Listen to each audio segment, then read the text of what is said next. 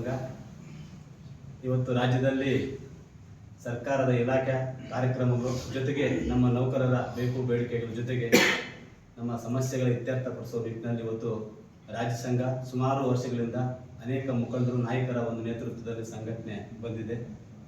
ಈಗ ಈ ಒಂದು ಅವಧಿಯಲ್ಲಿ ನಮ್ಮ ಚಿಂತಾಮಣಿ ತಾಲೂಕಿನಿಂದ ಹೊಸ ಒಂದು ನಿರ್ದೇಶಕರು ಮತ್ತು ಹಲವರು 10 ಜನ, ಹೊಸಬರು 23 ಜನ ನಾವು ಆಯ್ಕೆಯಾಗಿದ್ದೀವಿ.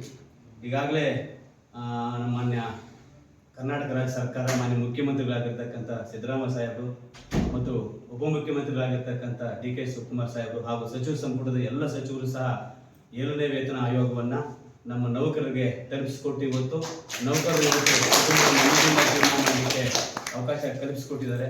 ಅವ್ರಿಗೆ ನಮ್ಮ ತಾಲೂಕಿನ ಎಲ್ಲ ನೂತನವಾಗಿ ಆಯ್ಕೆಯಾಗಿರ್ತಕ್ಕಂಥ ನಿರ್ದೇಶಕರ ಪರವಾಗಿ ಇಲ್ಲಿಗೆ ನಮ್ಮೊಟ್ಟಿಗೆ ಬಂದಿರತಕ್ಕಂಥ ವೃಂದ ಸಂಘಗಳ ಎಲ್ಲ ಪದಾಧಿಕಾರಿಗಳ ಪರವಾಗಿ ಮಾನ್ಯ ಸಚಿವರಾಗಿರ್ತಕ್ಕಂಥ ಉನ್ನತ ಶಿಕ್ಷಣ ಸಚಿವರಾದ ಡಾಕ್ಟರ್ MC ಸುಧಾಕರ್ ಸಾಹೇಬರಿಗೆ ಈ ಸಂದರ್ಭದಲ್ಲಿ ನಾವು ಅಭಿನಂದನೆಗಳನ್ನು. ಇನ್ನು ನಮ್ಮ NPS ವಿಚಾರವಾಗಿ ಈಗಾಗಲೇ ಸರ್ಕಾರ ಹಂತವಾಗಿ ಸಭೆಗಳನ್ನು ಮಾಡಿ ಒಂದು ಹಂತಕ್ಕೆ ಮಾನ್ಯ ಮುಖ್ಯಮಂತ್ರಿಗಳು, ಮಾನ್ಯ ಉಪಮುಖ್ಯಮಂತ್ರಿಗಳು ಮತ್ತು ಸಚಿವ ಸಂಪುಟದ ಎಲ್ಲ ಸಚಿವರು ಸಹ ಈಗಾಗಲೇ ಮಾನ್ಯ ಸಚಿವರು ಮೊನ್ನೆ ಒಂದು 2 ಸಭೆಗಳಲ್ಲೂ ಸಹ ಈ ಒಂದು ಪ್ರಸ್ತಾಪವನ್ನು ನಾವು ಮಂಡಿಸಿದಾಗ ಅದೊಂದು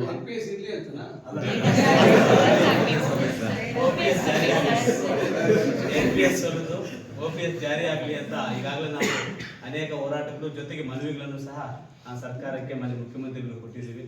ಆ ಒಂದು ಸಮಸ್ಯೆಯನ್ನು ಸಹ ಬಗೆಹರಿಸಿಕೊಡ್ಬೇಕು ಅಂತ ಸಲ ನೂತನವಾಗಿ ನಾವು ನಿರ್ದೇಶಕರಾಗಿ ಬಂದಿರತಕ್ಕಂಥವ್ರು ಎಲ್ಲರೂ ಸಹ ನಾವು ಇವತ್ತು ಗೌರವ ಸಮರ್ಪಣೆ ಅಂತ ನಾವು ಮನವಿ ಕೊಡೋದು ಈಗ ಚೆನ್ನಾಗಿರಲ್ಲ ಅಂದ್ಕೊಂಡ್ವಿ. ಆದರೆ ಮಾನ್ಯ ಸಚಿವರೇ ನಿಮ್ಮ ಅಹವಾಲುಗಳೇನು ಅಂತ ನಮ್ಮನ್ನು ಕೇಳಿದ್ದಾರೆ. ಅದಕ್ಕೆ ಮಾನ್ಯ ಸಚಿವರಿಗೆ ಈ ಸಂದರ್ಭದಲ್ಲಿ ನಮ್ಮ NPS ಅನ್ನು ತೊಲಗಿಸಿ OPS ಜಾರಿಗೊಳಿಸಲಿಕ್ಕೆ ಮಾನ್ಯ ಸಚಿವರ ಒಂದು ನಮ್ಮ ಜಿಲ್ಲಾ ಉಸ್ತುವಾರಿ ಸಚಿವರು ಜಿಲ್ಲೆಯ ಪರವಾಗಿ ನಮ್ಮ ಸಮಸ್ಯೆ ಬಗೆಹರಿಸಲಿಕ್ಕೆ ಮಾನ್ಯ ಸಚಿವರು ಕೈ ಜೋಡಿಸಿ ನಮ್ಮ ಸಮಸ್ಯೆಯನ್ನು ಬಗೆಹರಿಸಿಕೊಡ್ಬೇಕು ಅಂತ ಎಲ್ಲರ ಪರವಾಗಿ ನಾನು ಮನವಿ ಮಾಡ್ತಾ, ಮತ್ತೆ ನಮ್ಮ ಪ್ರಾಥಮಿಕ ಶಾಲಾ ಶಿಕ್ಷಕರ C&R ತಿದ್ದುಪಡಿ ಒಂದು ವಿಚಾರವಾಗಿ ಈಗಾಗಲೇ ಸಮಿತಿ ರಚನೆ ಮಾಡಿದ್ದಾರೆ. ಆ ಸಮಿತಿಯಿಂದ ಶೀಘ್ರವಾಗಿ ವರದಿ ಬಂದು ಆ ಒಂದು C&R ವಿಚಾರವಾಗಿ ಈಗಾಗಲೇ ನಮ್ಮ ಪ್ರಾಥಮಿಕ ಶಾಲೆಯಿಂದ ಪ್ರೌಢಶಾಲಾ ಭರ್ತಿಗಳು ಸಹ ನಿಂತೋಗಿದೆ. ಮತ್ತು ಸಹ ಶಿಕ್ಷಕರಿಂದ ಮುಖ್ಯ ಶಿಕ್ಷಕರಿಂದ ಹಿರಿಯ ಮುಖ್ಯ ಶಿಕ್ಷಕರ ಒಂದು ಬಡ್ತಿಗಳು ಸಹ 3 ವರ್ಷಗಳಿಂದ ಬಡ್ತಿ ಮುಖ್ಯ ಶಿಕ್ಷಕರ ಕೌನ್ಸಿಲಿಂಗು ಸಹ ನಿಂತೋಗಿರೋ ಕಾರಣ ಇದಕ್ಕೆಲ್ಲ ಸಹ C&R ಒಂದು ಅಡ್ಡಿ ಬಂದಿರೋದ್ರಿಂದ ಕೋರ್ಟಲ್ಲಿ ದಾವೆ ಹೂಡಿ ಇದನ್ನು ತಡೆ ಇದ್ದಿದ್ದಾರೆ. ಹಾಗಾಗಿ ಅದನ್ನು ಕ್ಲಿಯರ್ ಮಾಡಿಕೊಟ್ಟು ನಮ್ಮ ಒಂದು C&R ತಿದ್ದುಪಡಿಗೂ ಸಹ ಅನುಕೂಲ ಮಾಡಿಕೊಟ್ಟು ನಮ್ಮ ಬಡ್ತಿಗಳಾಗಿರ್ತಕ್ಕಂಥ ತೊಂದರೆಯನ್ನು ನಿವಾರಣೆ ಮಾಡಿಕೊಡ್ಬೇಕು ಅಂತ ನನ್ನ ಸಚಿವರಲ್ಲಿ ಈಗ ನಮ್ಮೆಲ್ಲರ ಪರವಾಗಿ ಮನವಿ ಮಾಡ್ತಾ, ಇನ್ನು ಉಳಿದ ಒಂದು ಸಮಸ್ಯೆಗಳು ಸಹ ಇಲಾಖೆಗಳಲ್ಲಿ ಸಮಸ್ಯೆಗಳಿದ್ದಾವೆ. ನಮ್ಮ ತಾಲೂಕಲ್ಲಿನ ಸಭೆ ಮಾಡಿದ ನಂತರ ಇಲಾಖೆಗಳ ಸಮಸ್ಯೆಗಳು ಸಹ ಒಂದು ಅವರಿಂದ ಅಹವಾಲು ಪಡ್ಕೊಂಡು ಮುಂದಿನ ದಿನಗಳಲ್ಲಿ ತಮ್ಮ ಸಂಪೂರ್ಣ ಸಹಕಾರ ಬೆಂಬಲ ನಮ್ಮ ನೌಕರ ಸಂಘಕ್ಕೆ ಇರಲಿ ಅಂತ ತಮ್ಮಲ್ಲಿ ಮನವಿ ಮಾಡ್ತಾ, ಮತ್ತು ತಾಲೂಕಿನಲ್ಲಿ ನಮ್ಮ ಇಲಾಖಾ ಕಾರ್ಯಕ್ರಮಗಳಿಗೂ ಸಹ ನಮ್ಮ ಸರ್ಕಾರಿ ನೌಕರ ಸಂಘ ಇವತ್ತು ಜನಸಾಮಾನ್ಯರಿಗೆ ಏನು ಸರ್ಕಾರ ಸೌಲಭ್ಯಗಳು ತಲುಪಬೇಕಾಗಿರ್ತಕ್ಕಂಥ ಸಂದರ್ಭದಲ್ಲಿ ನಾವು ನಮ್ಮ ನೌಕರ ಸಂಘದ ಒಂದು ಸಹಕಾರವು ಸಹ ಸಂಪೂರ್ಣವಾಗಿ ಗಮನ ನೀಡ್ತೀವಿ ಅಂತ ಈ ಸಂದರ್ಭದಲ್ಲಿ ಹೇಳ್ತಾ ಈ ಒಂದು 2 ಮಾತಾಡೋ ಅವಕಾಶ ಕಲ್ಪಿಸಿಕೊಟ್ಟಿರ್ತಕ್ಕಂಥ ನಮ್ಮ ಸಚಿವರಿಗೂ ಮತ್ತು ನಮ್ಮೆಲ್ಲ ಈಗ ಇಷ್ಟೆಲ್ಲ ನಿಮ್ಗೆ ಅನುಕೂಲ ಆಗಿದೆ. ಈಗ ನಿಮ್ಮದು OPS NPS ವಿಷಯ ಇದೆ. ಈಗಾಗಲೇ ಇದಕ್ಕೆ ಸುಮಾರು 19,000 ಕೋಟಿಗಿಂತ ಹೆಚ್ಚು ಇವತ್ತು ವ್ಯಯ ಆಗ್ತದೆ. ಸಂಬಳ ಯಾರಿಗಾದ್ರೂ ನಿಂತಿದೆಯಾ? ಏನಾದರೂ ಇವತ್ತು ಪಕ್ಕದ ಆಂಧ್ರದಲ್ಲಿ ಹಲವಾರು ವಿಚಾರಗಳನ್ನ ಕೇಳ್ತಾ ಇದ್ವಿ ಹಿಂದಿನ ಸರ್ಕಾರದಲ್ಲಿ. ಈಗ ಏನಿದೆ ಪರಿಸ್ಥಿತಿ ನಮಗೆ ಗೊತ್ತಿಲ್ಲ. ಸಂಬಳ ಒಂದು ತಿಂಗಳು ಬಂದಿಲ್ಲ, ಮತ್ತೊಂದು ಬಂದಿಲ್ಲ ಅಂತಕ್ಕಂಥ ಪರಿಸ್ಥಿತಿ. ಇವತ್ತು ಇಷ್ಟೆಲ್ಲ 5 ಗ್ಯಾರಂಟಿಗಳು ಅನುಷ್ಠಾನ ಮಾಡಿ ನಿಮ್ಗೇನಾದರೂ ತಡೆ ಆಗಿದೆ ಸಂಬಳ ಬರೋದು? 1 ದಿನ 2 ದಿನ ಹೆಚ್ಚು ಕಮ್ಮಿ ಆಗಿರ್ಬೋದು ಬಿಟ್ಟರೆ ಯಾವತ್ತೇ ಆಗಲಿ ಸರ್ಕಾರಿ ನೌಕರರ ಸಂಬಳಕ್ಕೆ ತೊಂದರೆ ಆಗಿಲ್ಲ. ಇವತ್ತು ಸರ್ಕಾರ ದಿವಾಳಿ ಆಗೋಗಿದೆ, ಸಂಬಳ ಕೊಡೋದು ದುಡ್ಡಿಲ್ಲ. ಇವೆಲ್ಲ ಹೇಳಿಕೆಗಳು ಸತ್ಯನ? ಎಷ್ಟು ಸತ್ಯ ಈ ಹೇಳಿಕೆಗಳು? ನಾನು ಯಾಕೆ ಹೇಳ್ತಾ ಇದ್ದೀನಿ ಅಂದರೆ, ನೇರವಾಗಿ ನೀವೆಲ್ಲ ಭಾಗಸ್ವಾಮಿಗಳು ಏನೋ ಈ ವ್ಯವಸ್ಥೆಯಲ್ಲಿ, ಸರ್ಕಾರದಲ್ಲಿ. ನಿಮಗೆ ಗೊತ್ತು ವಸ್ತುಸ್ಥಿತಿ. ಆದರೆ ಇವತ್ತು ಮಾಧ್ಯಮಗಳಲ್ಲಿ ಮತ್ತೊಂದು ಕಡೆ ಬೇರೆ ಕಡೆ ಯಾವ ರೀತಿ ಬಿಂಬಿಸ್ತಾ ಇದ್ದಾರೆ, ಇವೆಲ್ಲ ನೀವು ಅರ್ಥ ಮಾಡ್ಕೋಬೇಕಾಗುತ್ತೆ. ಇಷ್ಟು ದೊಡ್ಡ ಮಟ್ಟದ ಹೊಣೆ ಆರ್ಥಿಕ ವ್ಯವಸ್ಥೆ ಮೇಲೆ ಬೀಳ್ತಾ ಇದ್ರು ಕೂಡ ಇಷ್ಟು ದೊಡ್ಡ ಮಟ್ಟದಲ್ಲಿ ಇವತ್ತು ನೌಕರರಿಗೆ ಸ್ಪಂದಿಸ್ತಕ್ಕಂಥ ಕೆಲಸ ಆಗಿದೆ. ಇವತ್ತು ಸರ್ಕಾರ ಕೂಡ ನಿಮ್ಮಿಂದ ನಿರೀಕ್ಷೆ ಮಾಡ್ತಕ್ಕಂಥದ್ದು ಅಷ್ಟೇ ಪ್ರಾಮಾಣಿಕತೆ ಬದ್ಧತೆಯಿಂದ ಯಾವ್ಯಾವ ಇಲಾಖೆಯಿಂದ ತಾವೆಲ್ಲ ಬಂದಿದ್ದೀರಿ ಆ ಇಲಾಖೆಗಳಲ್ಲಿ ನಿಮ್ಮ ಕಾರ್ಯಕ್ಷಮತೆಯನ್ನು ನೀವು ಮತ್ತಷ್ಟು ಹೆಚ್ಚು ಮಾಡಿಕೊಳ್ತಕ್ಕಂಥದ್ದು. ಸರಿಯಾದ ರೀತಿ ನೀವು ಜವಾಬ್ದಾರಿಗಳನ್ನು ನಿಭಾಯಿಸ್ತಕ್ಕಂಥದ್ದು ಏನಿವತ್ತು ಇಷ್ಟೆಲ್ಲ ಮಾಡ್ತಾ ಇರ್ತಕ್ಕಂಥದ್ದು ಇವತ್ತು ಸರ್ಕಾರದ ವ್ಯವಸ್ಥೆಯಲ್ಲಿ ಶ್ರೀಮಂತರ ಮತ್ತೊಬ್ಬರಿಗಲ್ಲ, ಯಾರಿಗೆ ಇವತ್ತು ಸಮಾಜದಲ್ಲಿ ಬದುಕಲಿಕ್ಕೆ ಕಷ್ಟ ಇದೆ, ಯಾರಿವತ್ತು ಅವಕಾಶಗಳಿಂದ ವಂಚಿತರಾಗಿದ್ದಾರೆ, ಅದು ಎಲ್ಲ ಜಾತಿ ವರ್ಗದ ಜನ, ಈ ಜಾತಿ ಆ ಜಾತಿ ಪ್ರಶ್ನೆ ಅಲ್ಲ, ಅವರಿಗೆ ಸರ್ಕಾರ ಆಶ್ರಯ ಆಗಬೇಕು. ಒಂದು ಆಸ್ಪತ್ರೆಯಲ್ಲಿರ್ಬೋದು, ಒಂದು ಶಿಕ್ಷಣ ಇಲಾಖೆಯಲ್ಲಿರ್ಬೋದು, ಬೇರೆ ಬೇರೆ ನಿಮ್ಮ ಇಲಾಖೆಗಳಲ್ಲಿ ಬರ್ತಕ್ಕಂಥ ಸವಲತ್ತಿರ್ಬೋದು, ಯಾರು ಅದಕ್ಕೆ ಅರ್ಹರಿದ್ದಾರೆ ಅವರಿಗೆ ಅದು ಲಭಿಸ್ತಕ್ಕಂಥ ನಿಟ್ಟಿನಲ್ಲಿ ನಾವೆಲ್ಲ ಇವತ್ತು ಜವಾಬ್ದಾರಿಯಿಂದ ನಡ್ಕೋಬೇಕಾಗುತ್ತೆ. ಇದು ಇವತ್ತು ನೀವು ಸಂಘದಲ್ಲಿ ಸಂಘ ಅಂತ ಮಾಡಿಕೊಂಡು ನಿಮ್ಮ ಹಿತರಕ್ಷಣೆ, ನಿಮಗಾಗ್ತಕ್ಕಂಥ ಅನ್ಯಾಯಗಳ ಬಗ್ಗೆ ಅಕಸ್ಮಾತ್ ಏನಾದರೂ ಬೇರೆ ಬೇರೆ ಸಂದರ್ಭದಲ್ಲಿ ಏನಾದರೂ ನಿಮ್ಗೆ ತೊಂದರೆ ಆದಂಥ ಸಂದರ್ಭದಲ್ಲಿ, ಕೆಲಸ ನಿರ್ವಹಿಸ್ತಕ್ಕಂಥ ಸಂದರ್ಭದಲ್ಲಿ ನಿಮ್ಗೆ ಏನಾದರೂ ತೊಂದರೆ ಆದಂಥ ಸಂದರ್ಭದಲ್ಲಿ, ಇವತ್ತು ರಾಜಕಾರಣದಲ್ಲಿ ಭಾಳ ರೀತಿ ಎಲ್ಲ ಒಂದೇ ರೀತಿ ರಾಜಕಾರಣಿಗಳಿರಲ್ಲ. ಕೆಲವರು ಕಾನೂನಿನ ಚೌಕಟ್ಟಿನಲ್ಲಿ ಮಾತಾಡ್ತಾರೆ, ಕೆಲವರು ಕಾನೂನಿನ ಚೌಕಟ್ಟು ಬಿಟ್ಟು ಮಾತಾಡ್ತಾರೆ, ಕೆಲವರು ಅವ್ರಿಗೆ ಬಾಯಿಗೆ ಯಾವುದೇ ಇತಿಮಿತಿ ಇರೋದಿಲ್ಲ, ಯಾರನ್ನ ದೂಷಣೆ ಮಾಡ್ತಕ್ಕಂಥ ಸಂದರ್ಭದಲ್ಲಿಲ್ಲ. ಇವತ್ತು ಸರ್ಕಾರಿ ನೌಕರರ ಬಗ್ಗೆ ಅವೇಳನ ರೀತಿಯಲ್ಲಿ ಮಾತಾಡಿದಂಥ ಸಂದರ್ಭದಲ್ಲಿ ಅದ್ರ ಬಗ್ಗೆ ಸರ್ಕಾರಿ ನೌಕರರು ಪ್ರತಿಭಟನೆ ಮಾಡಿದ್ರೆ ಅದಕ್ಕೆ ಯಾವ ರೀತಿ ಇವತ್ತು ಏನೇನೆಲ್ಲ ನಡೀತಾ ಇದೆ ಅಂತಕ್ಕಂಥದ್ದು ನನಗಿಂತ ಹೆಚ್ಚಾಗಿ ನಿಮಗೆ ಗೊತ್ತಿದೆ. ಹಿಂದೆ ಒಂದು ಉದಾಹರಣೆ ಕೊಡ್ತೀನಿ ನಾನು.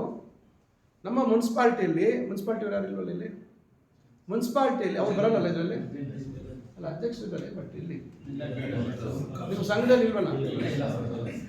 ಮುನ್ಸಿಪಾಲ್ಟಿಯಲ್ಲಿ ಹಿಂದೆ ನಮ್ಮ ಒಬ್ಬರು ಅಧ್ಯಕ್ಷರಿದ್ದರು, ನಾನು MLA ಇದ್ದಂಥ ಸಂದರ್ಭದಲ್ಲಿ ಏನೋ ಮಾತಾಡುವಂಥ ಇದರಲ್ಲಿ ಕೆಟ್ಟ ಪದ ಬಳಸಿದ್ರು. ಎಲ್ಲ ನೌಕರರು ಧರಣಿ ಮಾಡಿದ್ರು. ನಾನೇನೋ ಹಳ್ಳಿಯಲ್ಲಿದ್ದೆ, ನಾನು ಹೇಳಿದೆ ಫೋನ್ ಮಾಡಿ ಇದೆಲ್ಲ ಇದು ಮಾಡ್ಕೊಂಡು ಹೋಗ್ಬಿಡಿ, ನಾನು ಬರ್ತೀನಿ ಅಂತ. ಅವರೆಲ್ಲರೂ ಸಭೆ ಸೇರಿಸಿ ನಾನು ಅಧ್ಯಕ್ಷರ ಪರವಾಗಿ ನಾನು ಕ್ಷಮಾಪಣೆ ಕೇಳಿದೆ. ಅಧಿಕಾರಿಗಳು ಬೇಕಾದ್ರೆ ಕೇಳಿ ಮುನ್ಸಿಪಾಲ್ಟಿ, ನಾನೇ ಕೇಳಬೇಕಿತ್ತು. ಒಂದು ವ್ಯವಸ್ಥೆ ಭಾಗವಾಗಿ ನಾವು ಜವಾಬ್ದಾರಿಯುತವಾದಂಥ ಜನಪ್ರತಿನಿಧಿಯಾಗಿ ನಾವು ಕೆಲಸ ಮಾಡ್ತಾ ಇರ್ತಕ್ಕಂಥವ್ರಾದ್ರಿಂದ ಎಲ್ಲೋ ಒಂದು ಕಡೆ ನಾವು ನಮ್ಮ ಪ್ರಬುದ್ಧತೆಯನ್ನು ನಾವು ಅಲ್ಲಿ ಪ್ರದರ್ಶನ ಮಾಡಬೇಕಾಗುತ್ತೆ. ಇಲ್ಲಾಂದರೆ ಏನು ವ್ಯತ್ಯಾಸ? ಸಮಯ ಆಗುತ್ತೆ. ಯಾಕಂದರೆ ಅಷ್ಟು 100 ಅಂತಸ್ತಿನ ಕಟ್ಟಡದ ಭಾರವನ್ನು ತಡಿಬೇಕಾದ್ರೆ ಇದು ಭದ್ರವಾಗಿರಬೇಕು.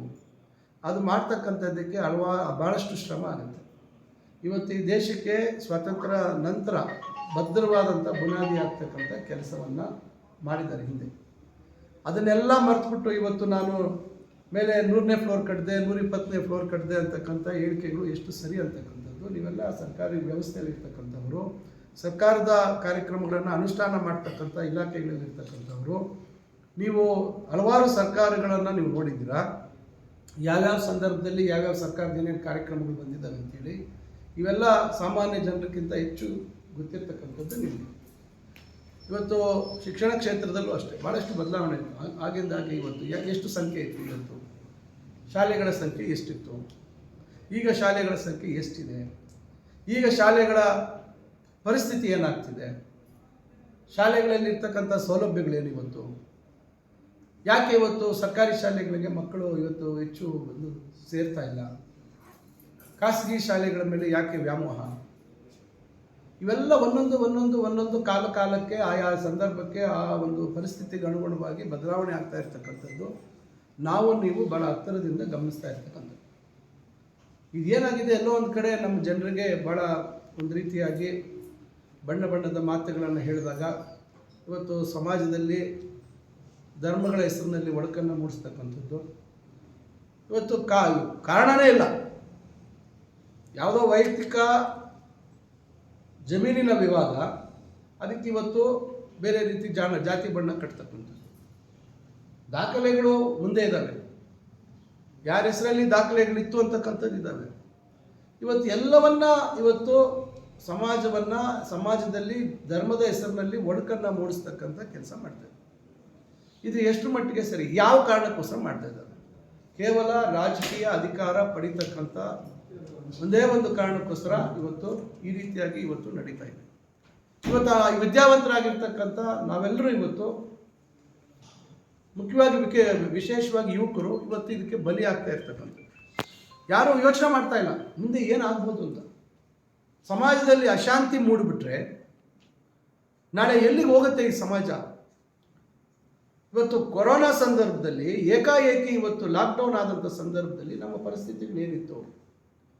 ನಾವೇನೋ ಸ್ವಲ್ಪ ಆರ್ಥಿಕವಾಗಿ ಸ್ಥಿತಿವಂತರು ಅಥವಾ ಸ್ವಲ್ಪ